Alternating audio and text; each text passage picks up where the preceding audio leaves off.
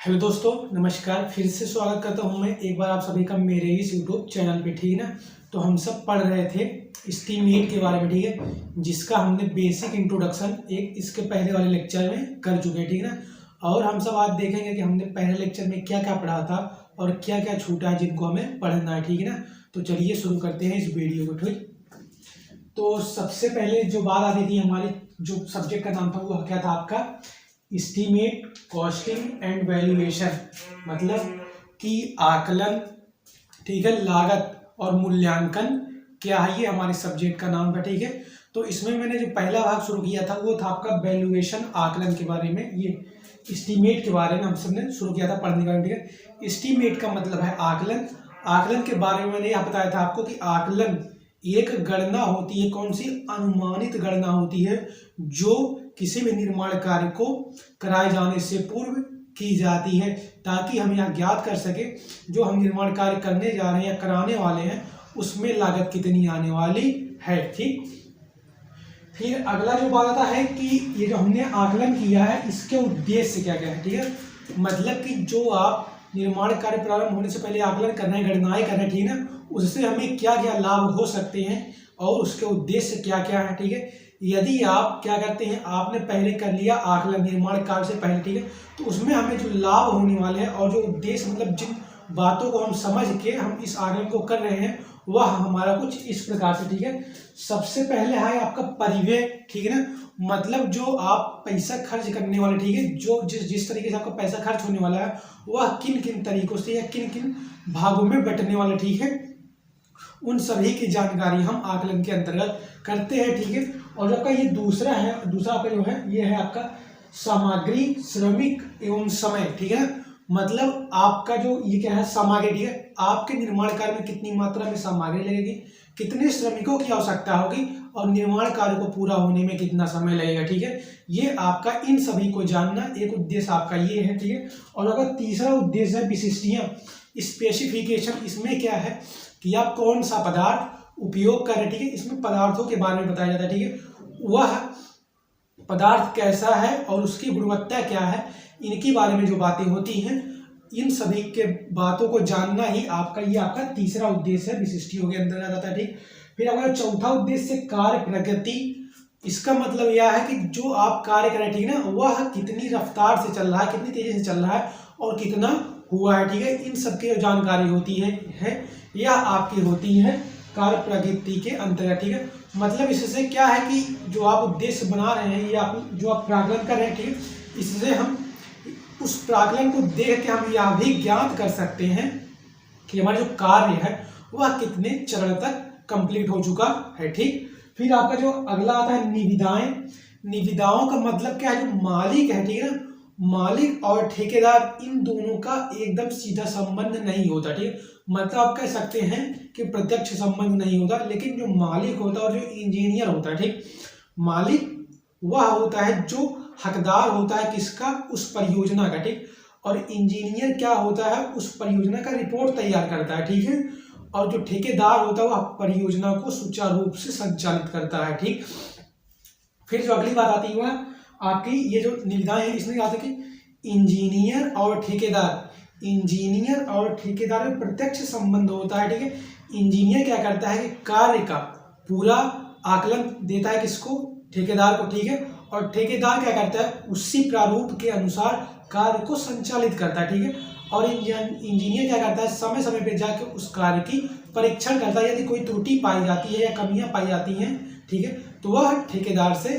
प्रत्यक्ष रूप से बातचीत करके समझता है और ठीक करने की कोशिश करता है। ठीक, फिर इसी में एक बात आती है कि इंजीनियर और मालिक, इन दोनों में प्रत्यक्ष संबंध होता है। प्रत्यक्ष मतलब कि जो मालिक होता है वह इंजीनियर के पास जाता है अपनी बातों को लेके कि हमारा ये काम है, आपको ये करवाना। ठीक है, इसलिए मालिक और इंजीनियर के बीच जो संबंध होता है वह आपका प्रत्यक्ष संबंध होता है, लेकिन मालिक और ठेकेदार के बीच अप्रत्यक्ष संबंध होता है। ठीक है, फिर जो आपका अगला उद्देश्य है ये क्या है, भुगतान का आधार। मतलब आपने काम करा है, ठीक है, अब जो आप पेमेंट करेंगे वह किन किन चरणों में करेंगे, आप पेमेंट एक बार में पूरा करेंगे या काम के स्तर के अनुसार करेंगे, ये सब जो बातें होती हैं इन सबको जो जाना जाता है वह आपका होता है भुगतान का आधार के अंतर्गत, ठीक है।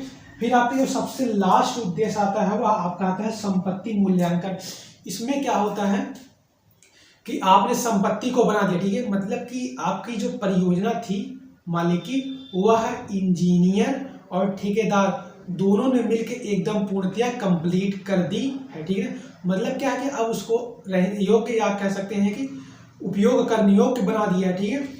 अब उसकी कीमत निर्धारित होगी किसको, उसमें जो वास्तविक लागत आई है उसको देख के, ठीक है ना, और उसको देख के जब हम मूल्यांकन करेंगे तो वह एक अच्छी रेट होनी चाहिए, ठीक है ना। तो ये जो होती है मूल्यांकन, उसका भी उद्देश्य यही है, ठीक है ना। उद्देश्य क्या है कि जो आपने निर्माण कार्य किया है उसकी वैल्यू कितनी होगी, ठीक है। फिर अगला जो बात आती है वह क्या है कि निर्माण लागत का या निर्माण लागत को प्रभावित करने वाले कारक, ठीक है ना। मतलब ये जो पॉइंट लिखा गया है, इसमें जो हेडिंग लिखी गई है, इसका मतलब यह है कि जो आप निर्माण कार्य कर रहे हैं, ठीक है ना, उसको क्या क्या प्रभावित कर सकते हैं, ठीक है, कि उसमें समय अधिक लग जाए, पैसा अधिक लग जाए, ठीक है, या मजदूरी सही से लोगों को ना मिले तो काम कैसा होगा, ठीक है। ये सब जो बातें आती हैं ये सभी क्या करती हैं, आप जो आप प्रोजेक्ट करवा रहे हैं उसको वो प्रभावित करती हैं, ठीक है। तो कौन कौन सी ऐसी बातें हैं जो आपके प्रोजेक्ट को प्रभावित करती हैं कि उसमें लंबा समय लगे या कार्य धीरे धीरे हो, ठीक है। तो सबसे पहला जो बात आता है वह आपकी है सामग्री, ठीक है। आप निर्माण कार्य करवा रहे हैं, परियोजना को चला रहे हैं, ठीक है ना, काम को करवा, ठीक है। हो सकता है कि बीच में आपका कुछ पदार्थ ऐसा है या कुछ मद ऐसे हैं, मटेरियल ऐसे हैं जो बीच में खत्म हो जा रहे हैं, ठीक है। खत्म हो जा रहे हैं तो उनका जो काम है उस मद की वजह से, उस पदार्थ की वजह से क्या होगा, रुक जाएगा, जिससे कि आपकी जो परियोजना समय अवधि है, ठीक है, जो परियोजना पूरा होने का समय था वह बढ़ जाएगा, ठीक है, सामग्री कम होने की वजह से, ठीक। यह एक कारण है जो कि परियोजना को प्रभावित करता है, ठीक है। फिर आपका जो दूसरा आता है ढुलाई। ढुलाई क्या करता है कि यदि आप जो मद है, आपका जो पदार्थ है, यदि आपको वह कहीं दूर से लेके आना है, ठीक है, निर्माण स्थल पे, ठीक है, तो आपकी जो लागत है वो फिर से बढ़ जाएगी, ठीक, यदि आप दूर से लेके आएंगे, ठीक है। इसलिए क्या करते हैं हम, जब निर्माण कार्य प्रारंभ करते हैं उससे पहले ही हम सभी पदार्थों को उचित मात्रा में अपने स्थान पे, जहां पे आप काम प्रारंभ करने वाले, ठीक है, उसके कुछ पास वाले क्षेत्र में हम कैंप लगा के या कह सकते हैं टेंट लगा के या कुछ आवरण या व्यवस्था बना के हम सभी सामग्रियों को संयोजित कर लेते हैं, एकत्रित कर लेते हैं, ताकि हमारे काम पे और आने वाले व्यय पे कोई प्रभाव ना पड़े, ठीक। फिर अगला जो आपका तीसरा जो प्रभावित करने वाला कारक है वह क्या है, औजार तथा मशीनें, ठीक है। औजार क्या है, यह सब किस तरीके से प्रभावित कर देती हैं, आप निर्माण कार्य कर रहे हैं, ठीक है, तो क्या होगा कि जो आप मतलब उपकरण आप प्रयोग कर रहे हैं कार्य में, ठीक है, जो मतलब कि हो सकता है आपका फावड़ा है, ठीक है, हथौड़ा है, ठीक है, इन सब का क्या हो सकता है किसी कारणवश ये नष्ट हो जाए या उपयोग करने योग्य ना रहे, ठीक है, तो इनको हमें दोबारा व्यवस्था करनी पड़ेगी ताकि हम काम को अच्छी तरीके से कर पाए, ठीक है। और जो आपकी मशीनें हैं, हो सकता है कभी आपने काम कर रहे हैं और मशीनें चलते चलते किसी कारणवश रुक जाए, ठीक है, तो उनकी मरम्मत करनी पड़ेगी ना, या तो हमें दूसरा मशीन लाना पड़ेगा।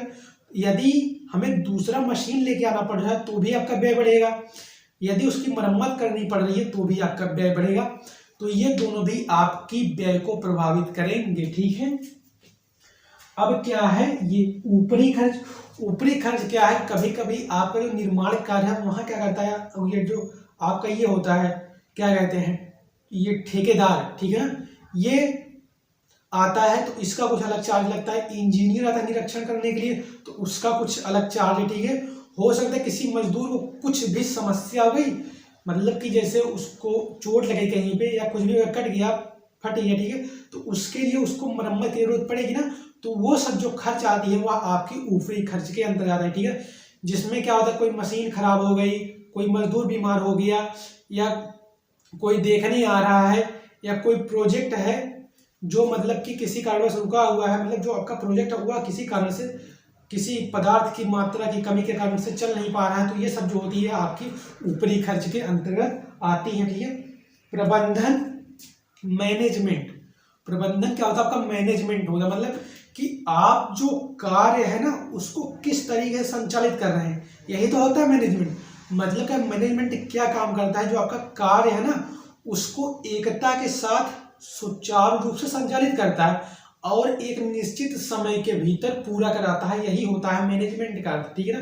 मतलब कि जो आपका कार्य हुआ एक निश्चित समय के भीतर निश्चित मात्रा में, मतलब जो आप कीमत लगा रहे हैं, जो आप पैसे लगा रहे हैं उसी पैसे में और एक निश्चित समय के भीतर पूरा करना, ये आपका होता है मैनेजमेंट निर्माण कोड की दृष्टि से, ठीक।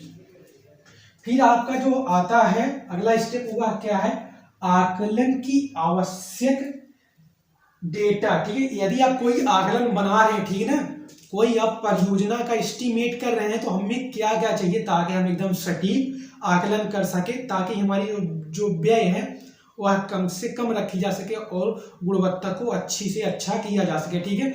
इसके लिए क्या होता है, सबसे पहले जो पॉइंट आता है आपका आरेखन, इसको कहते हैं ड्राइंग, ठीक है ना। सबसे पहले क्या करेंगे आप, उस क्षेत्र का ड्राइंग देंगे किसको, इंजीनियर को, ठीक है। तो वह अपने अनुसार उस ड्राइंग को समझेगा, उसमें सुधार करेगा, ठीक है ना। तो इस तरीके से आपका ये ड्राइंग एक अहम भूमिका वो अदा करता है, किसके लिए, एस्टीमेट के आकलन के लिए, ठीक है।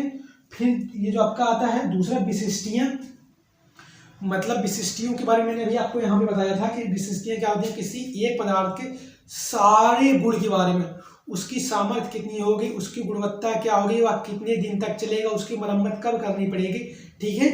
ये जो बातें आती हैं वह आपकी विशिष्टियों के अंतर्गत आती हैं, ठीक है। विशिष्टियां आपको जरूरत पड़ेंगे किसी भी आकलन की गणना करने के लिए, ठीक है। फिर अगली जो बात, ये रेट, आपने आकलन कर लिया, आपको पता चल कि हमें इतनी ईंटें लगनी है, इतनी सीमेंट लगनी है, इतनी एग्रीगेट लगनी है, ठीक है, इतना सरिया लगना है, ठीक है। अब इनका रेट निर्धारित होगा, कैसे रेट, दो तरीके से निर्धारित कर सकते हैं, या तो क्या करेंगे आप IAS कोड का सहारा लेंगे, या तो आप क्या करेंगे मार्केट या कह सकते हैं आपकी जो बाजार वैल्यू है उसको लेंगे, ठीक है। इन दोनों के आधार पे अधिकतम यही प्रयोग की जाती है आपके रेट निर्धारित करने के लिए, ठीक है ना।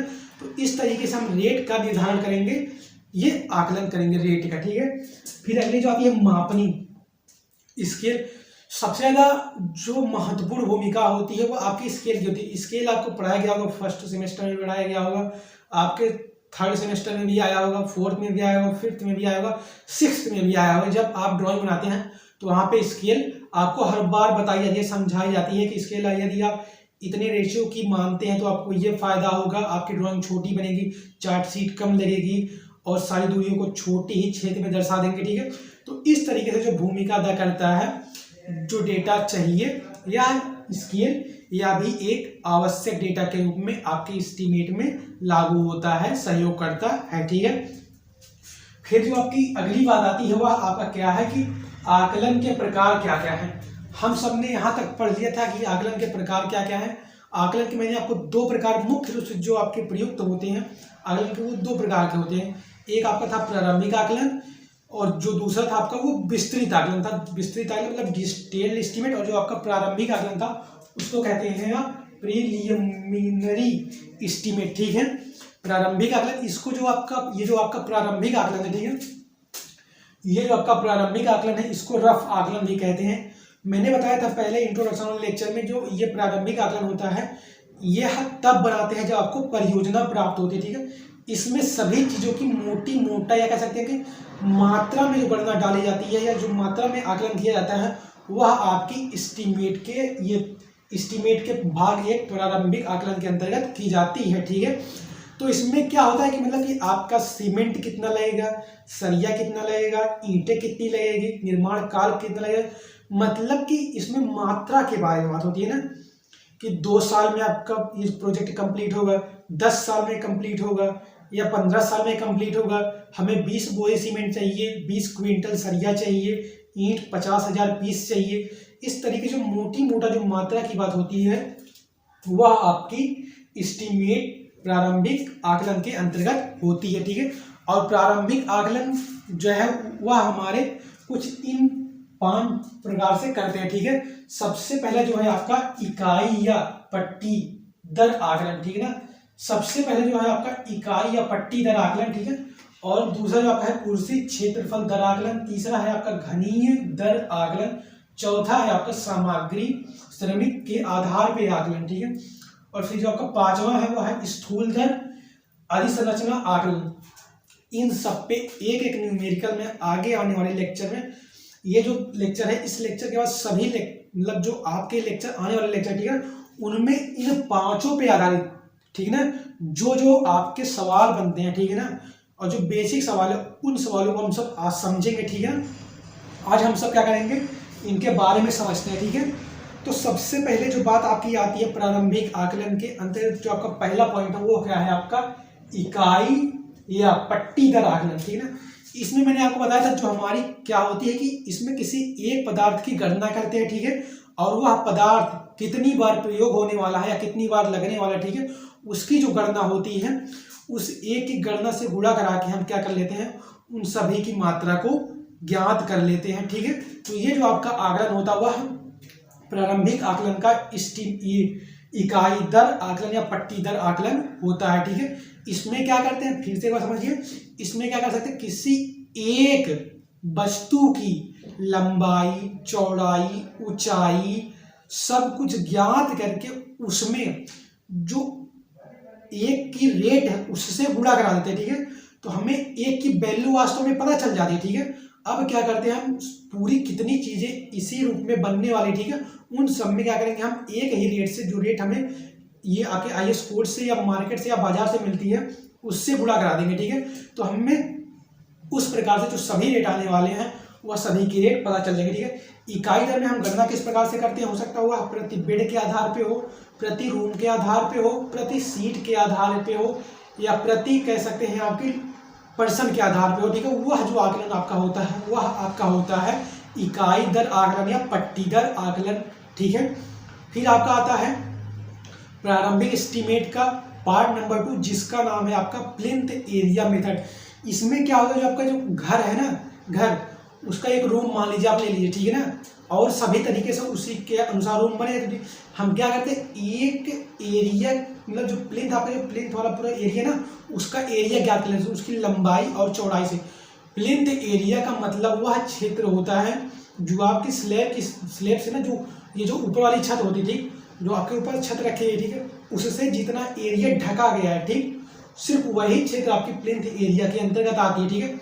जिसमें दीवारों के बाहर, ठीक है, मतलब जो आपके दीवार के बाहर जो मतलब कि आप ये लगाते हैं अलमारी, ठीक है, वहाँ पे आप जो पतला छज्जा लगाते हैं ना, वो हर से दीवार के बाहरी सीमा तक ही सीमा शामिल की जाती है प्लिंथ एरिया मेथड में, ठीक है।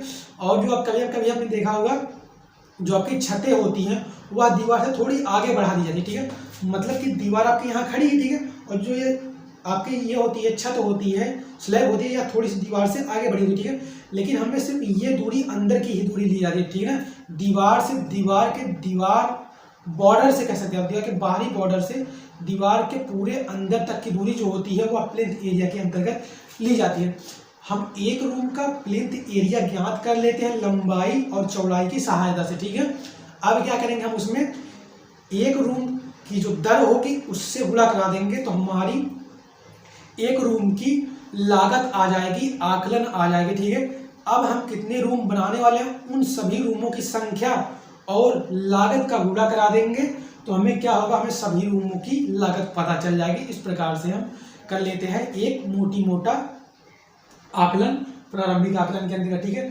फिर जो आपका ये तीसरा आता है, दूसरा हमने कर चुके हैं, तीसरा जो आपका आता है घनीय दर आकलन।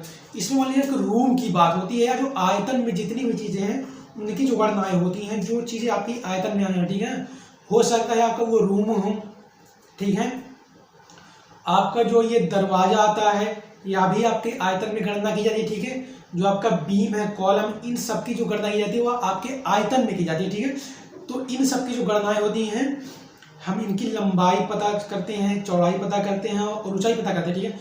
इन तीनों का आपस में गुणा करके वास्तविक रेट कह सकते हैं, कह सकते हैं कि जो मार्केट वैल्यू है या जो IAS कोड है, इनसे गुणा करा के हम आयतन, ये घनीय दर आकलन से हम आकलन प्रारंभिक आकलन कर लेते हैं, ठीक है। फिर अगर यह चौथा हुआ कि आपका श्रमिक और सामग्री के आधार पे आकलन, ठीक है। आपका जो श्रमिक है उसकी एक दिन की लागत कितनी है और महीने में उसने कितने दिन काम किया। ठीक, सामग्री एक बोरी की कीमत क्या है, यदि आप सीमेंट लेके आ रहे हैं तो उसकी एक बोरी की कीमत की है क्या है और कितनी बोरी आप लेके आ रहे हैं। ठीक है, एक बोरी कीमत से आप पूरे बोरी में जितनी बोरी आप लेके आ रहे हैं, ठीक है ना, जितने बैग आप लेके आ रहे हैं उससे उड़ा करा देंगे तो क्या हमारी प्राप्त हो जाएगी, सामग्री का मूल्य प्राप्त हो जाएगा, उसकी हम आकलन कर लेंगे। ठीक है, उसी प्रकार से श्रमिक भी है, यदि एक श्रमिक की मजदूरी आपको 500 रुपये है, ठीक है, या कह सकते हैं 100 रुपये दी गई, ठीक है, तो हमारे पास 10 मजदूर हैं, उन 10 मजदूरों में हम यदि 100 से या कह सकते हैं 500 से गुणा करा दें तो हमारी 10 या कह सकते हैं कि ये आपकी हो जाएगी 5000 रुपए के अंतर्गत ये जो आकलन हो जाएगा यह आपका हो जाएगा प्रारंभिक आकलन की सहायता से सामग्री और श्रमिक का आकलन। ठीक है, फिर जो कहता है स्थूल दर या अधिरचना, समझ में लगी है क्या होती है स्थूल दर, मतलब क्या कह रहा है, ये मिट्टी फाउंडेशन की बातें कर रहा है। ठीक है, फाउंडेशन की गणना भी हम आयतन में करते हैं। ठीक है ना, तो क्या करते हैं हम इसकी, हमें फाउंडेशन में एक तो सबसे पहले क्या होती है, लंबाई पता होती है, ठीक है, चौड़ाई पता होती है और ऊंचाई पता होती है। ठीक है, इनकी सहायता से हम क्या करेंगे कि आयतन ज्ञात कर लेंगे फाउंडेशन का। ठीक है, आपने कितनी मिट्टी खुदाई की है, कितनी मिट्टी आपने बाहर ले गए, ठीक है, तो इनकी जो गणना होती है, इनकी जो गणना की जाती है वह आपकी की जाती है स्थूल या आदि संरचना के अंतर्गत। ठीक है ना, इस पे न्यूमेरिकल है और इन तीनों पे न्यूमेरिकल। ठीक है ना, ये तो आपकी एक आकलन है, गणना जो कि आपको कार्य के अनुसार पता चलती है। ठीक है, तो इन चारों पे एक एक न्यूमेरिकल है, मतलब मैं जो आपको एकदम बढ़िया समझाऊंगा। ठीक है, आगे लेक्चर जब लेने वाला, ठीक है, इस तरीके, ठीक है, इस तरीके से हम पूर्णतः इसको एकदम समझ के चलेंगे ताकि हमें आगे पढ़ने में कोई दिक्कत ना हो। ठीक है ना, तो ये लेक्चर के बाद आपकी लेक्चर आने वाली है इन सब पे आधारित एक एक न्यूमेरिकल के बारे में, जिसमें हम सब विस्तार से देखेंगे कि इकाई दर आकलन क्या है, कुर्सी क्षेत्रफल आकलन क्या है, घनीय दर आकलन क्या है और आपका ये क्या है स्थूल दर आकलन क्या है। ठीक है, इनके बारे में हम गणना करेंगे। ठीक है, न्यूमेरिकल के माध्यम से। ठीक, तो यहाँ पे हमारी जो आपकी प्रारंभिक आकलन है वह खत्म हो जाती है। ठीक, अब जो आपका अगला आता है विस्तृत आकलन। विस्तृत आकलन में क्या होती है आपकी, ये जो विस्तृत आकलन है, ठीक, विस्तृत आकलन इसमें विशिष्टियों की बात होती है। विशिष्टियों मैंने पहले बताया, ठीक है, कि आप यहाँ जो प्रारंभिक आकलन में मोटी मोटा आकलन किया ना, अब मोटी मोटी आकलन में जो आपने किया उन्हीं सब के बारे में एकदम विस्तार से अध्ययन करेंगे। ठीक है ना, श्रमिक कितने लगेंगे, पूरा होने में कितना समय लगेगा और कैसे कैसे चरण में पूरा होगा। ठीक है, पदार्थ कितने लगेंगे, सीमेंट कितनी होगी, सीमेंट हो सकता है आप ओपीसी लगवा रहे हैं या हार्ड वाली लगवा रहे हैं या कोई और सीमेंट लगवा रहे हैं। ठीक है, उनके नाम लिखे हैं। ठीक है, पेंट आप कौन सा लगवा रहे हैं, एशियन का लगवा रहे हैं, ओशियन का लगवा रहे हैं, मोटा लगवा रहे हैं, पतला लगवा रहे हैं, लकड़ी आप शीशम की लगवा रहे हैं, सखुआ की लगवा रहे हैं या पीपल की लगवा रहे हैं या सागौन की लगवा सकते हैं। किसी एक के बारे में पूर्णतः सारी बातें जो आप करते हैं वह आपकी होती हैं विस्तृत आकलन के अंतर्गत। ठीक है, फिर आपका है संशोधित आकलन। देखिए जो आपके जो ये आकलन थी ना, ये जो आकलन थी आपकी, ये इसके मुख्य रूप से दो भाग है, एक आपका ये भाग था, ठीक, और आपका दूसरा भाग ये था। ठीक है ना, ये दो भाग थे आपके। ठीक, अब जो बात आती है वह आपकी आती है संशोधित आकलन। यह क्या होता है कि यह विस्तृत आकलन में ही सुधार करके बनाई जाती है। ठीक है ना, मैं एक मिनट देख लूं पहले वीडियो रिकॉर्ड हो रही है कि नहीं। ठीक, ठीक है, चलिए, तो हम सब पढ़ रहे थे ये संशोधित आकलन या रिवाइज्ड एस्टीमेट। ठीक है, इसमें हम सब क्या करते हैं कि जो आपका विस्तृत आकलन है ना, यदि निर्माण काल के दौरान इसकी लागत जो है, ठीक है, इस पे आने वाला जो व्यय है वह 5% या 10% से ज़्यादा बढ़ रहा है। ठीक है, तो इसको हम सब क्या करेंगे, फिर से बनाएंगे, क्योंकि जो आपकी प्रोजेक्ट रिपोर्ट होगी हो सकता है वो 1 करोड़ या 10 करोड़ या 25 करोड़ 30 45 कुछ भी मान सकते हैं आप। यदि वो बड़ी लागत की परियोजना, ठीक है, तो उसका 5% 10% भी बहुत ज़्यादा वैल्यू होगी, मात्रा होगी। ठीक, इस प्रकार से हमारा खर्चा जो है वह बहुत ज़्यादा बढ़ जाएगा। ठीक, तो इस खर्चा को नियंत्रित करने के लिए, कम करने के लिए, ठीक है, एक निश्चित सीमा में करने के लिए हम क्या करते हैं, एस्टीमेट को दोबारा करते हैं यदि हमारी जो एस्टीमेट की वैल्यू 5% 10% बढ़े। ठीक है, और यह बढ़ती क्यों है, ये सबसे जरूरी बात है। ठीक है, आपने क्या है कि आपको कोई कॉलेज बनवाना था, ठीक है, कोई संस्था बनवानी थी या कोई रोड बनवानी, ठीक है, इसका एस्टीमेट आपने तैयार किया आज से 2 साल पहले 4 साल पहले। ठीक है, हो सकता है उस समय सरिये की कीमत अलग रही हो, सीमेंट बैग की कीमत अलग रही हो, लकड़ी की कीमत अलग रही हो, लकड़ी मतलब प्रकाष्ठ टिम्बर, ठीक है ना, इसकी कीमत अलग रही हो, और जो श्रमिक हैं उनकी जो मजदूरी हो वह अलग है, ठीक है। तो यह जो गणना होती है आपने 2 साल पहले या 3 साल पहले कर रखी है, जो कि पिछली रेट के अनुसार होती है, ठीक है। और जो आधुनिक आपकी रेट है वह थोड़ी अलग होती है, बढ़ जाती है, ठीक है। इस प्रकार से क्या होता है कि हमारी जो वास्तविक है ये डिटेल एस्टीमेट है, इसमें बढ़ोतरी हो जाती है, ठीक है। इस बढ़ोतरी को कम करने के लिए हम क्या करते हैं, रिवाइज एस्टीमेट करते हैं, ठीक है, संशोधित आकलन करते हैं। और जो ये विस्तृत आकलन है इसी का संशोधित आकलन करते हैं या रिवाइज एस्टीमेट करके हम उस बढ़ने वाले व्यय को कम करते हैं, ठीक। फिर अगला जो आपका आता है ये चौथा एस्टीमेट, पूरक एस्टीमेट या सप्लीमेंट्री एस्टीमेट, ठीक है। इसका मतलब क्या है, आप कोई निर्माण कार्य करवाने वाले थे और वह चल रहा है, आप कोई निर्माण कार्य कराने वाले थे और वह चल रहा है, ठीक है। तो क्या होता है कि उसी बीच आपको उसमें कुछ और अधिक काम करवानी है, ठीक है। निर्माण कार्य आपका चला, उसी समय आपके दिमाग में थोड़ी सी हलचल मची, भाई खोपड़ी है, हो सकता है वो उल्टा सीधा घूमे, ठीक है। तो आपके दिमाग में बात आई कि हम 1 रूम और बनवाएंगे या 2 रूम और बनाएंगे, ठीक है। तो उसके लिए क्या करते हैं, हम अलग से एस्टीमेट तैयार करते हैं, ठीक है। क्योंकि पुराने एस्टीमेट में हम उसको तो ऐड नहीं कर सकते, वरना हमारी जो लागत है वो बहुत ज़्यादा बढ़ जाएगी, ठीक है। तो हम इसका अलग से एस्टीमेट तैयार करते हैं, जो आपकी खोपड़ी में हलचल चल रही है ना, उसको आकलन की सहायता से एक वैल्यू ज्ञात करते हैं, ठीक है ना। तो वो जो वैल्यू ज्ञात होती है वह आपकी सप्लीमेंट्री होती है, ये होती है आपकी पूरक एस्टीमेट के अंतर्गत आती है, ठीक है। मतलब क्या, आप निर्माण कार्य के दौरान कुछ और उसमें अलग करवाना चाहते हैं तो उसके लिए जो आकलन करते हैं, जो आप अलग बनवाना चाहते हैं उसके लिए जो आप आकलन करते हैं वह आपकी होती है सप्लीमेंट्री एस्टीमेट या कह सकते हैं आप पूरक आकलन, ठीक है। इसके बाद ये सारी आकलन होते हैं, ठीक है। आपके यहाँ पे सभी प्रकार के निर्माण कार्य पूरे हो चुके हैं, ठीक। अब क्या होती है, आपने संरचना बनाई, अब क्या करेंगे, आप कुछ तो जिम्मेदारी लेंगे कि हाँ भाई हम 1 साल तक 2 साल तक, यदि आपके भवन में कोई भी कमी होती है, दरार पड़ती है, टूटता फूटता है, तो हम उसकी मरम्मत करेंगे। हालांकि ऐसा नहीं होता है, लेकिन जिस तरीके से एक कंपनी फ़ोन की है वह जिम्मेदारी लेती है कि यदि 1 साल तक या 1.5 साल तक आपके फ़ोन में कुछ भी होता है आंतरिक समस्या, तो हम आपका फ़ोन रिप्लेस कर देंगे, उसकी मरम्मत कर देंगे, ठीक। उसी प्रकार यहाँ भी है मरम्मती आकलन की जाती है, ठीक है। मतलब कि 2 साल 4 साल के अंतर्गत आपके भवन में कोई भी समस्या आती है तो उसको एक इंजीनियर, एक ठेकेदार ठीक करता है, ठीक है। तो यह मरम्मती आकलन, इसके लिए जो खर्चा आता है, जो आकलन की जाती है वह आपकी होती है मरम्मती आकलन, ठीक है ना। ये हो गया आपका, यहाँ तक सभी प्रकार के आकलन यहीं पे खत्म हो जाते हैं, ठीक। फिर अगली जो टॉपिक आती है वह आपकी आती है ये आकलन में ऊपरी व्यय क्या क्या है। अभी मैंने थोड़ी देर पहले बता दी, यदि आप कोई श्रमिक बीमार हो रहा, कोई उपकरण खराब हो रहा है, ठीक है ना। 1 सेकंड में थोड़ा देख लो फिर से रिकॉर्ड हो रहा है कहीं, अभी 2 मिनट और रिकॉर्ड होगा, ठीक है ना। तो समझ लेते हैं सबसे पहले जल्दी से, ये आपका लास्ट पॉइंट बचा है आकलन में ऊपरी व्यय, ठीक है। आकलन में ऊपरी व्यय सबसे पहले आप इनको नाम देख लीजिए क्या क्या है। फुटकर व्यय 5% आती है, औजार तथा मशीनें इनके 1.5% जोड़ जाती हैं। ठेकेदार के मैंने पहले ही बताया था 10% होती है, ठीक है। और विभागीय अधिकारी मतलब क्या है कि कई स्तर में आपके जो एस्टीमेट होते हैं वो बनाए जाते हैं, ठीक है ना। और उन कार्यों को अलग अलग चरण में पूरा किया जाता है। तो हर चरण पे ये मान लीजिए कि रिश्वत जो लेते हैं ना, वही इनके भी खर्च है, विभागीय खर्च यही है, रिश्वत की बातें की जा रही है, ठीक है ना। फिर जो आपका 5वां वो क्या है, बट्टा बढ़ोतरी। इसमें क्या होता है कि कुछ चीज़ की जो कीमत है वह एकाएक बढ़ गई, घट गई या कुछ भी हो सकता है, ठीक है ना। और फिर अगला जो आपका आता है अन्य प्रावधान भुगतान सर्वेक्षण, ठीक है। ये आपका है सर्वेक्षण, ठीक है। सर्वेक्षण कार्य, सर्वेक्षण कार्य, समतलन, चौकीदार, मरम्मत, ठीक है। अन्य जो प्रावधान है, अन्य प्रावधान में आपका जो भुगतान है वह कैसा होगा, पर्यवेक्षक कैसा होगा, समतलन किस तरीके से करेंगे, चौकीदार, इन सब पे जो खर्चा आने वाला है ये सभी आपकी ऊपरी खर्च के अंतर्गत आती है।